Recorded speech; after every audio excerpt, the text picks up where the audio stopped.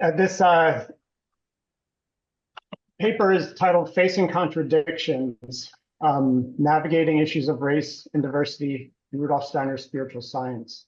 And I just want to say I've been working with Steiner's spiritual science for 40 years.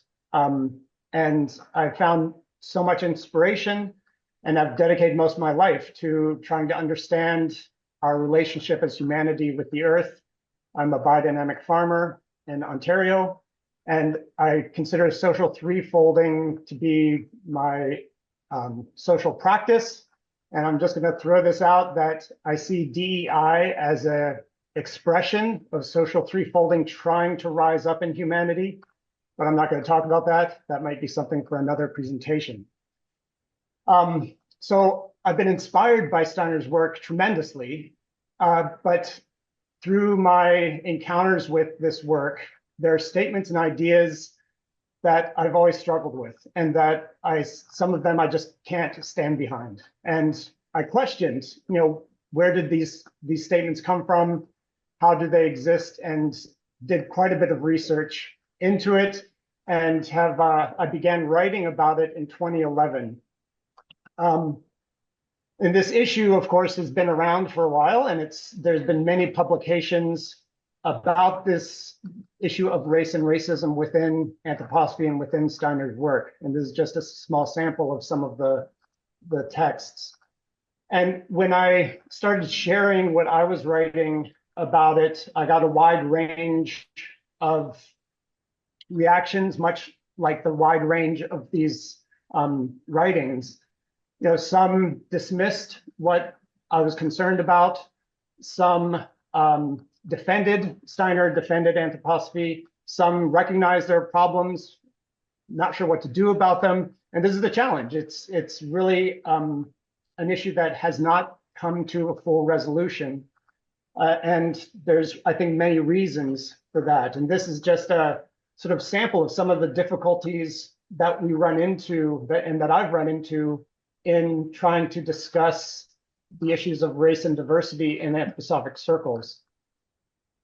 The first being the range of people's experience with the huge volume of Steiner's work. If you have a lot of experience with Steiner's work, and you come across somebody who is accusing Steiner of racism, but they may not have so much experience with Steiner's work, you may dismiss them because you think that, well, they just don't know what Steiner's work is about.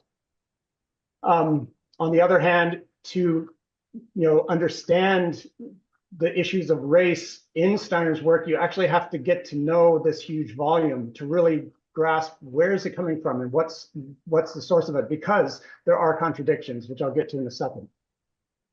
And I think one of the other main challenges is the range of experience working to understand the nuances and history of racial discrimination.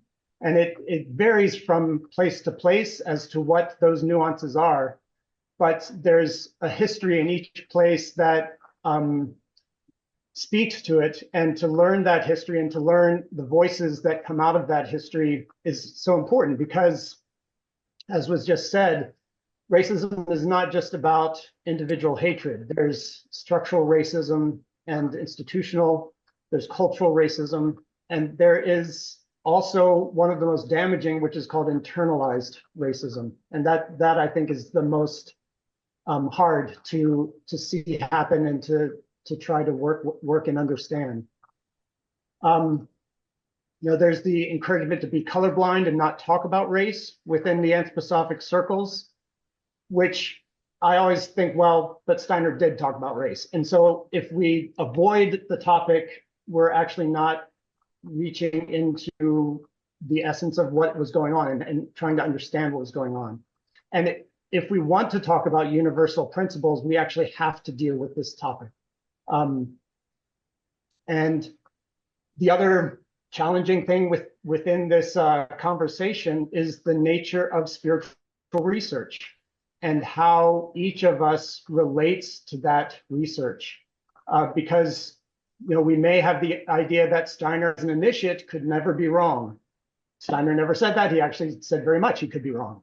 but we may trust his judgment to such a degree that we feel resistant to disagreeing with Steiner. Other people may actually have no problem disagreeing, and so sometimes that creates conflict within the conversation. I think one of the other challenges is that there is so much progressive work being done out of anthroposophy, and I think this is something to celebrate and to work with. And so there's kind of a fear that this topic could what's called cancel, either externally or internally, meaning there could be people from the outside world, which there already are, who will attack anthroposophy for this topic of race and racism. But there can also be internal cancellation in the terms of feeling unsure about disagreeing with something that Steiner said, because you're afraid, okay, maybe if something's wrong with that, maybe there's something about other aspects of his work that I don't know if I can, I don't know if the ground is still under my feet. And I think one of the other larger term issues is a Eurocentric view of history that is often taught in many institutions.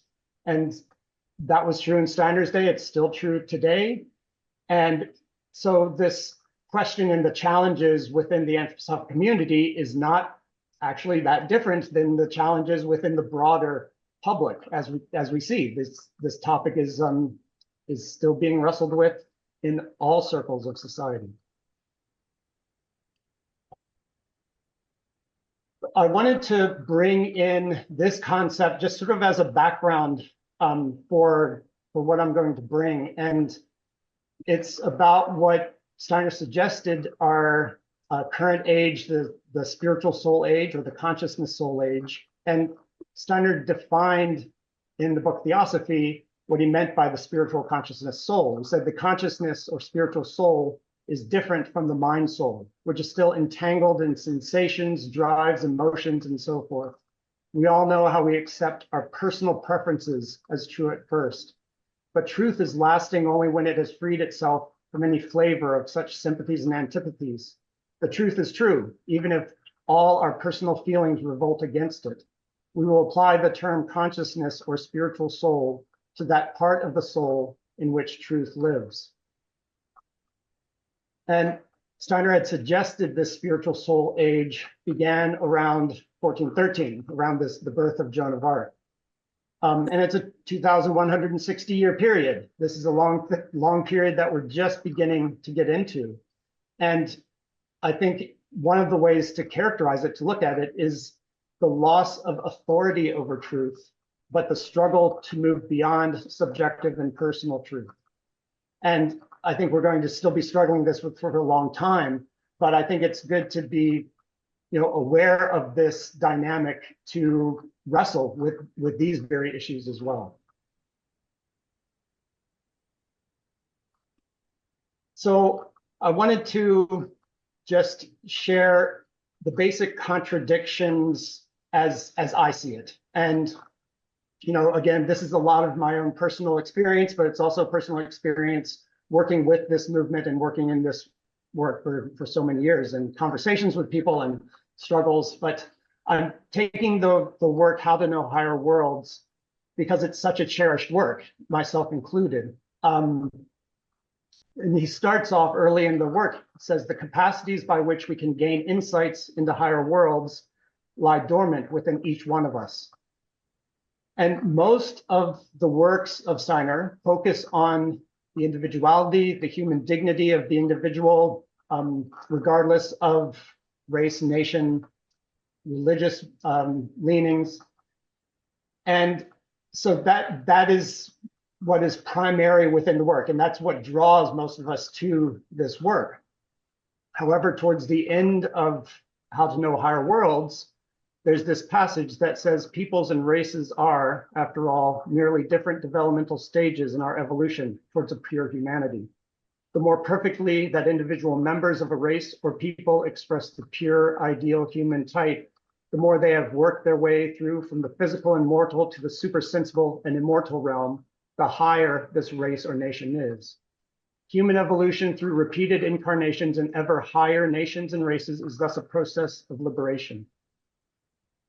And so throughout Steiner's work, it's, again, I don't find it as a dominant motif, but there are statements and ideas that I struggle with, that they suggest or overtly say that it's Aryans, that's sometimes the language, Indo-Europeans, Western Europeans, or even people with white skin that are the most modern spiritually and culturally, the ones with either normal or progressive development. And other peoples are sometimes labeled as atavistic, or that they express previous stages of human evolution. And this to me is a contradiction that I struggle with. And I actually believe Steiner struggled with this as well. And I'm going to sort of address where I think some of that struggle is. Because my main issue has always been, okay, where did these ideas that appear to contradict this main tenet of individual dignity and humanity, where is the source of this contradiction? And that's what I wanted to focus on. So, Steiner starts off his professional career in philosophy of freedom with this passage. I'm not going to read the whole thing, but just referring to the difference between what is general and what is individual within humanity. And it mentions that there's the generic features of race, of gender, of nationality, but then there's what each individual does. And he suggests that the generic features of the human race, of every human being, when rightly understood, do not restrict man's freedom and should not artificially be made to do so. And in this chapter, he puts a lot of emphasis on the social injustice of women in his contemporary society, how women were, and he's very progressive for his time to really assert that women are treated so unjustly by this inequality. And he got pushback for that. But in a later edition, he reasserted that he will stand firm on that women are treated unjustly.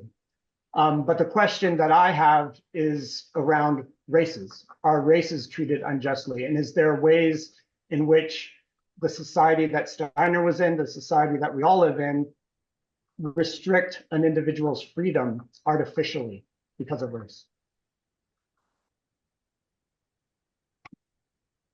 And so this is my question is, where's the source of this, when this is such a primary focus of Steiner's work, of the emphasis on the individuality and the dignity of each individual, then these other statements that relate to what seemed to be a racial hierarchy, where do those things come from? And the challenge is that Steiner's view of human races is embedded in a very complex creation story.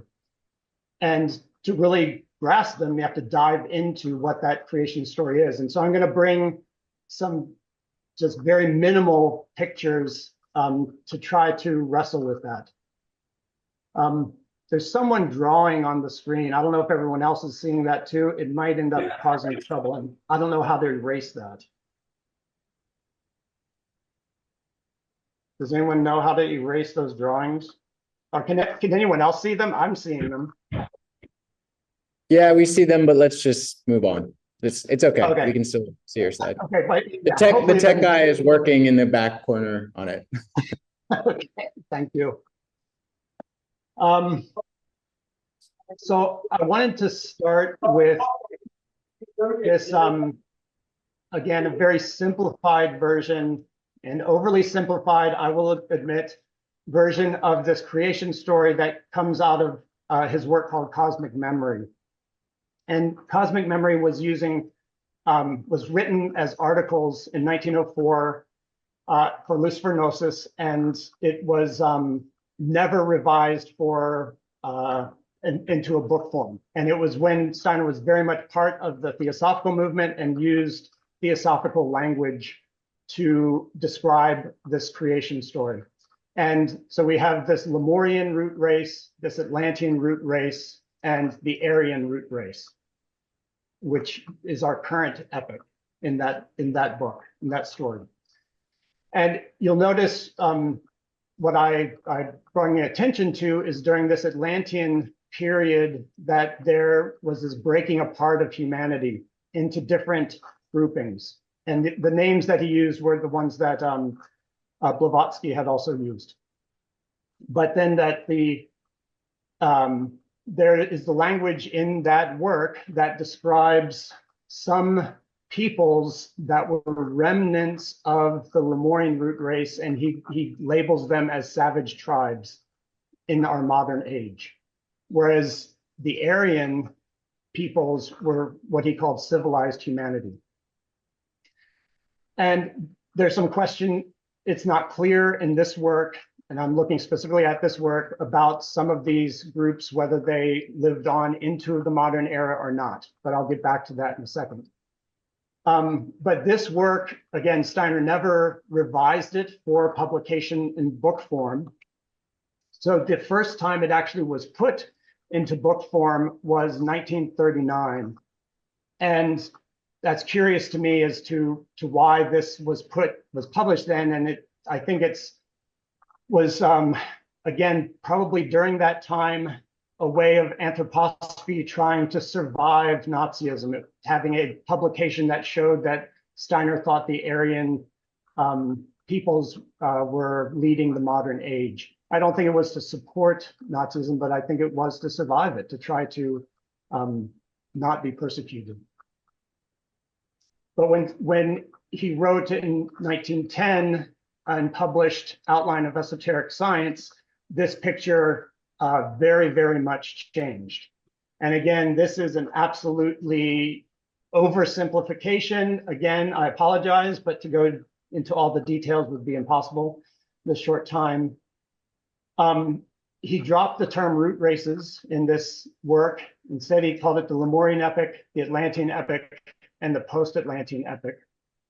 And he did not refer to any Lemurian remnant races living into the modern age. He did not refer to that in this work. But he did again talk about the breaking apart of humanity during the Atlantean period. But he used the language of planetary oracles: Vulcan, Mercury, Venus, Mars, Jupiter, Saturn, and then the Sun oracle, which we'll talk about in a second. The question about whether these different branches of humanity died out or not is a little vague, but at one point he does say that for sure the human racial forms that solidified prior to this period were able to reproduce themselves for a long time. Nevertheless, the souls incarnating in them gradually became so narrowly confined that such races had to die out. There's a little bit of unclarity in the work about them dying out or not, but what he does suggest is that a select few, led by the Sun oracle into the mountains of Asia, began the post-Atlantean humanity. In his work called The Mission of Folk Souls, however, Steiner actually was very clear and very explicit about connecting the planetary oracles during the Atlantean period with the race categories. And he used the exact names that Johann Blumenbach did, who was a 17th, 18th century researcher or naturalist, philosopher. And there are certain racial categories, how Blumenbach had labeled them. Steiner used the same terminology. And those were connected by Steiner to these planetary oracles. And so clearly they did not die out. But there's some vagueness, and these are some of the contradictions that I think that need to be wrestled with when trying to understand his picture of race. But in the post-Atlantean period, the modern period, Steiner then addressed what he called the leading cultures: the Indian, Persian, Egyptian, Greco-Roman, and Anglo-Germanic for our current epoch. And this again comes out of this idea of the sun oracle leading a particular branch of humanity into the modern age, the post-Atlantean age. And I'm going to suggest, and what I've wrestled with this picture and wrestled with some of the things that Steiner said, thank you for removing those lines, is that Steiner's use of the modern race names, or his contemporary race names, are connected to this creation story. But I actually think he misinterpreted his spiritual vision. And I think that misinterpretation was influenced by his cultural perspective, and which led him, as a person who believed in the individual human dignity, to wrestle with this concept of equality and hierarchy.